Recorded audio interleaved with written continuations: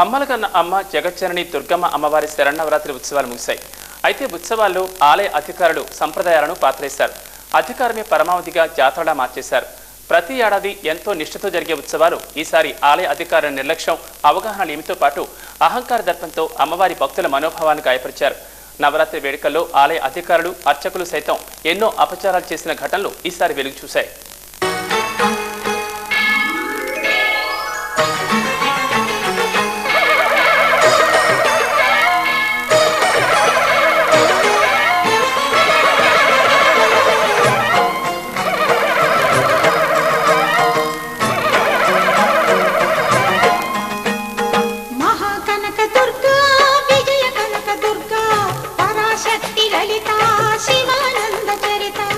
అఖిలాండ కోటి బ్రహ్మాండ నాయకి దుర్గమ్మ అమ్మవారి ఆలయంలో ప్రతి ఏడాది దేవి శరన్నవరాత్రి ఉత్సవాలు అత్యంత వైభవంగా కొనసాగుతాయి. అమ్మవారి దర్శనం కోసం సగటున ప్రతి సంవత్సరం 15 లక్షల మంది భక్తులు వస్తుంటారు. వారి కోసం విస్తృత స్థాయిలో ఏర్పాట్లు చేస్తారు. గత ఏడాది నుంచి అమ్మవారి ఉత్సవాలను ప్రభుత్వ ఉత్సవంగా ప్రకటించింది. అంటే అమ్మవారి ఆలయంలో ఉత్సవాల విజయవంతం కోసం ప్రభుత్వం కూడా నిధులు ఇస్తుంది. ఈసారి కూడా ఎప్పటిలానే అమ్మవారి ఆలయంలో కెనాల్ రోడ్డులోని వినాయకుని ఆలయం వద్ద నుంచి క్యూ లైన్లు ఏర్పాటు చేసి భక్తులకు దర్శనానికి అనుమతించారు. మొత్తం 11 రోజుల్లో 11 లక్షల మంది భక్తులు అమ్మవారిని దర్శనం చేసుకున్నారు. కాగా అమ్మవారి ఆలయంలో జరిగిన అపచారాలను ఓసారి పరిశీలిస్తే గతంలో ఎన్నడూ జరగని విధంగా ఉన్నాయి. అలా జరిగినందుకు కనీసం అధికారుల్లో ఆవేదన కూడా కనిపించటం లేదు. ఆలయాన్ని దేవాదాయ శాఖ పాలనా కోసం ఆధీనంలోకి తీసుకున్న తరువాత శ్రీ దుర్గామల్లేశ్వర స్వామి వార్ల దేవస్థానం పేరుతో పాలన నిర్వహిస్తున్నారు. ప్రతి ఏడాది దేవి శరన్నవరాత్రి ఉత్సవాలకు అదే పేరుతో అందరికీ ఆహ్వానాలను కూడా పంపిస్తారు. కానీ ఈసారి ఏమైందో ఏమో తెలియదు, కానీ అధికారులకు అయ్యవారి పేరు అమ్మవారి పేరు పక్కన ఉండటం ఇష్టం లేదో లేక నచ్చలేదు. మల్లేశ్వర స్వామివారి పేరు తీసేసి అమ్మవారి పేరుతో మాత్రమే శ్రీ కనకదుర్గా దేవస్థానములు అంటూ ఆహ్వాన పత్రికలు పంపించారు.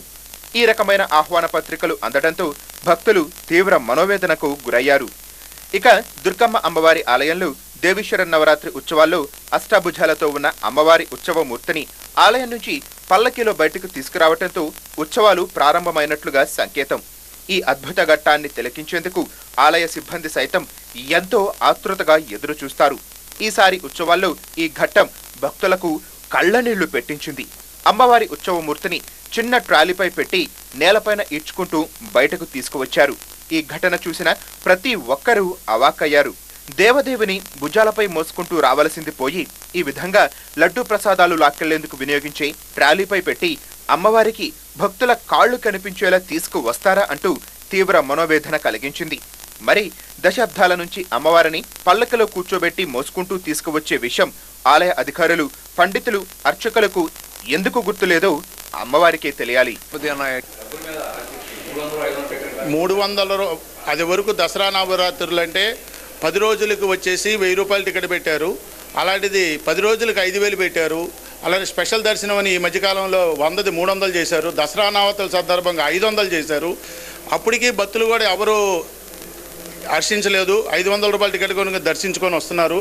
అయినా అమ్మవారిని ఒక ట్రాలీ మీద చిన్న గుళ్ళు కూడా, దేవస్థానంలో ఉన్న చిన్న గుళ్ళు కూడా అమ్మవారిని పల్లకీలో మోసుకొని వెళ్ళి రథోత్సవాలు జరుపుకున్న టైంలో మన ఆంధ్రప్రదేశ్ 13 జిల్లాల్లో 2వ స్థానంలో ఉన్న మన అమ్మవారు కనకదుర్గ అమ్మవారు గుడి అంటే ఎంతో ప్రాముఖ్యత ఉంది. అలాంటి అమ్మవారిని కేవలం లడ్డులు తీసుకెళ్లే ట్రాలీలో తీసుకెళ్ళి దాని మీద నుండి అలా లిఫ్ట్లో తీసుకెళ్లి పైకి చేర్చారు. చాలా బాధాకరంగా ఉంది. దీన్ని ఇలా చేయకుండా ఎప్పుడు పూర్వ పద్ధతులు ఉన్నాయో ఆ పద్ధతి ప్రకారంగా చేయవలసిందిగా కోరుచున్నాము. ఇక అమ్మవారికి ప్రతినిత్యం పలు రకాల బాలభోగాలు జరుగుతుంటాయి. అన్నపూర్ణాదేవి అలంకారం రోజున అమ్మవారికి మధ్యాహ్నం 12 గంటల సమయంలో నైవేద్యం నివేదన చేస్తారు. భక్తుల దర్శనాలు ఆపకపోయినా ఆ సమయంలో గర్భాలయంలో ఎవరూ లేకుండా చేసి అమ్మకు నైవేద్యం సమర్పిస్తారు. వంటశాలలో నైవేద్యం బయలుదేరిన వెంటనే ఎక్కడా ఆగకుండా నేరుగా అమ్మవారి గర్భాలయంలోకి రావటం ఆచారం. ముందుగానే అన్ని జాగ్రత్తలు తీసుకుంటారు. అన్నపూర్ణాదేవి అలంకారం రోజున నైవేద్యం వచ్చినప్పటికీ అమ్మవారి గర్భాలయంలోకి వెళ్లేందుకు వీలు లేకుండా పోయింది. అప్పటికింకా ప్రముఖులతో అధికారులు దర్శనాలు చేయిస్తూనే ఉన్నారు. అమ్మవారి నైవేద్యం బయటే నిలిచిన విషయం మీడియాకు తెలియటంతో అప్పటికప్పుడు గర్భాలయంలోని భక్తులను ఖాళీ చేయించి నివేదనకు లోనికి అర్చకులను పంపించారు.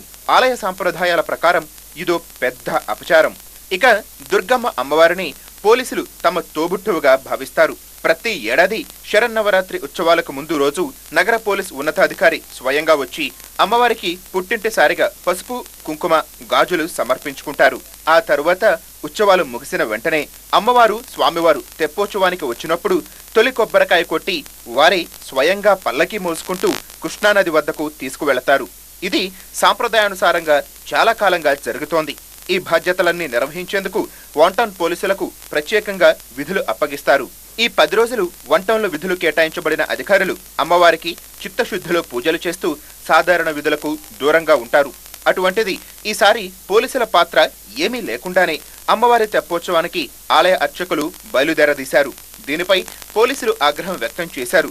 తమ ఇంటి ఆడపడుచుగా భావించి పోలీస్ శాఖ అంతా అమ్మవారికి సేవలు చేస్తుంటే తమ హక్కులను కాలరాయటానికి అధికారులు ఎవరంటూ అడ్డం తిరిగారు. దీంతో అమ్మవారి పల్లకి రోడ్డుపైనే నిలిచిపోయింది. ఆలయ అధికారుల దానితో అర్చకుల తరపున వేద పాఠశాల పండితులు రోడ్డుపై కూర్చోవటం విశేషం. చివరకు పోలీసులే సర్దుకొని అమ్మవారి తెప్పోత్సవానికి తీసుకువెళ్లారు.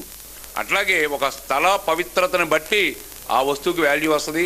అలాగే మొన్న మరి పోలీసు అధికారులు చేసేటువంటి మరి సత్సాంప్రదాయాన్ని కూడా అధిగమించి ముందుగా మరి అక్కడ వైదికంగా పంతులు గారితో కొబ్బరికాయ కొట్టించి ఆ సాంప్రదాయాన్ని తీసేయడం, ఇలా మనోభావాలను దెబ్బతీసేందుకు అధికారి ఏక నిర్ణయాల వల్ల ప్రజల మనోభావాలు బాగా దెబ్బతిన్నాయి. దుర్గమ్మ అమ్మవారిపై భక్తులకున్న అచంచల విశ్వాసాలను ఆలయ అధికారులు పరిగణనలోనికి తీసుకోవాల్సిన అవసరం ఎంతైనా ఉంది. అలా కాకుండా అధికారమే పరమావధిగా వ్యవహరిస్తే ఇటువంటి అనర్థాలే జరుగుతాయి. మనోభావాల ఆధారంగానే ఆలయాలు ఉంటాయి. అక్కడి భక్తుల మనోభావాలు గాయపడకుండా చూడాల్సిన బాధ్యత అధికారులపై ఉంటుంది.